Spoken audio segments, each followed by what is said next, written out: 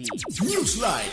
Sinampahan ng kasong kriminal ang dalawang kumpanya kasama ang kanilang mga opisyal sa Quezon City Regional Trial Court dahil sa pagtaka sa pagbabayad ng tamang buwis.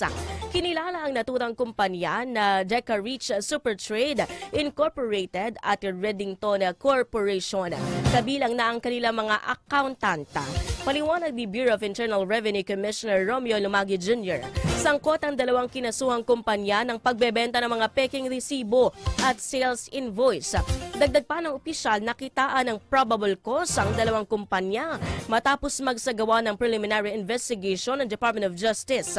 Kaya kinasuhan sila ng paglabag sa tax evasion, failure to file tax returns, failure to supply correct and accurate information in the tax returns, at falsification of audited financial statements para sa taxable year 2021.